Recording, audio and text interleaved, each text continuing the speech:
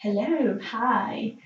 Welcome to Diana and the Written Words. I post videos about books and about language, and I am trying to find a bridge between those two and talk about the language in books and things like that. But everything I mentioned today is very much a work in progress. And today I'm finally ready to do the Booktube newbie tag.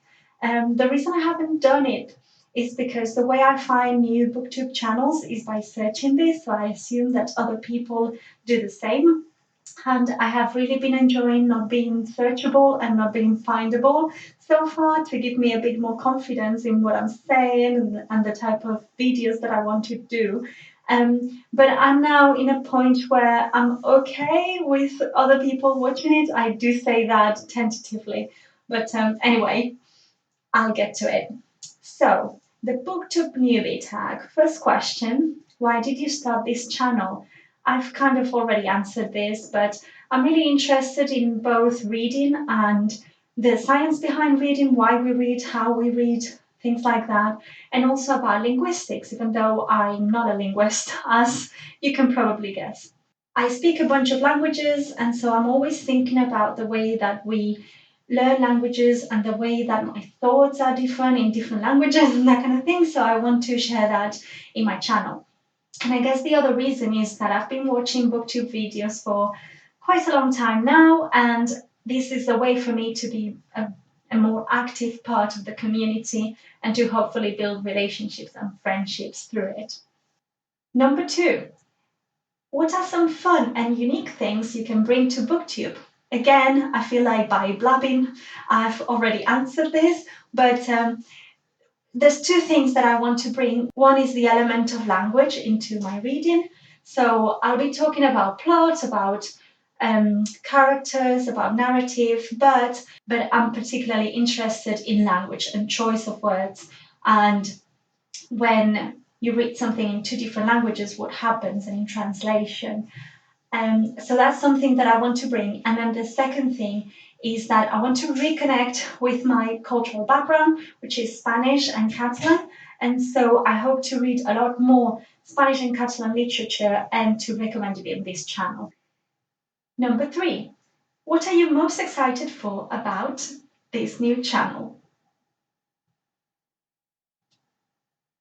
What are you most excited for about this new channel?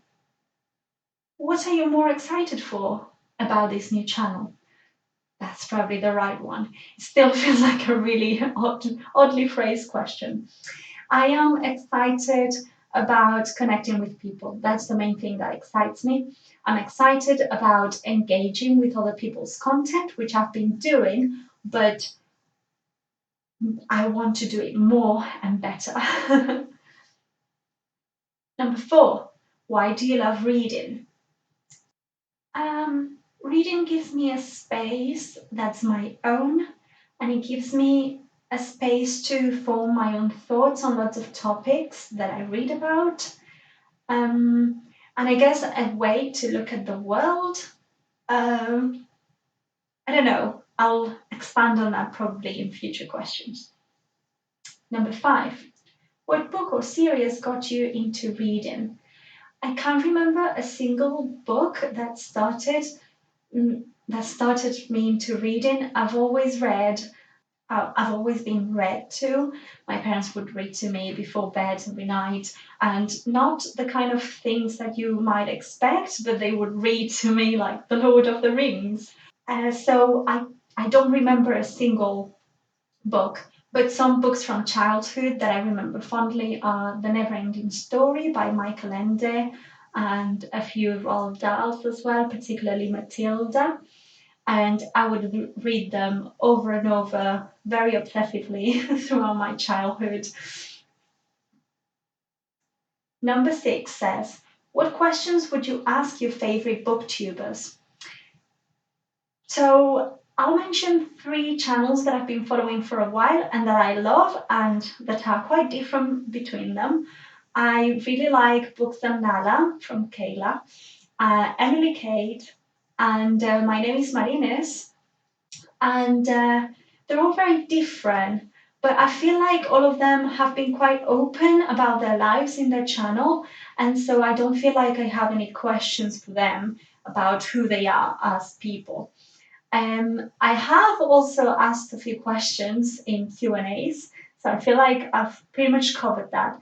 If I do have any question for bigger platforms or much bigger platforms than mine, is technical questions, because that's probably my biggest challenge with this with my channel, is sort of how the hell do you get the light right in England with LEDs all over the house that give these really focus beams with shadows everywhere, or how do you get your audio to sound all right, how do you edit, because that's a whole new universe for me.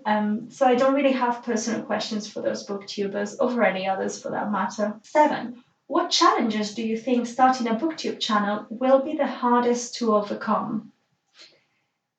Well, I've been doing this for about a month, and I've had so many challenges that I don't even know how to start. But I will say a few things that I thought would be more difficult. I thought it would be difficult to find ideas for videos, and I have about 50 ideas for videos that I think I'll do in the future, so that's not been a problem. I thought it would be difficult to find time for reading, and that's been easy as well. I've actually had a really good reading month. And what has been difficult is to find time to watch Booktube. So that's something that I want to improve in the future, but I am glad that I'm still reading. And I've also found that obviously talking to a camera is not the most natural way of talking, of communicating, but I found it not to be that challenging. I think other parts of having a YouTube channel have been a lot more challenging, like the camera, working the camera. I mean, I had a meltdown a couple of hours ago. That's all you need to know about it. But I guess technical challenges would be my answer for that. Number 8's a bit like number 5, I guess. When did you start reading? I've always read. I learned to read when I was 4, and I've read since. Yeah, I don't have anything else to add to that. I've always read. Number 9, where do you read? So we have a few places around the house. I don't usually read outside because the weather is not reliable and it's always too cold for me anyway. But I read in bed, and then in the living room we have a sofa bed, so sometimes I read on it sitting down as a sofa, and sometimes we open it up just for fun and we read in there when it's like opened like a bed. And in this spare room we also have a couple of futons, and my cat usually is on them, but you can fold them in different ways, so you can make them more like a sitting or like a lying down thing. And number 10, what kind of books do you like to read?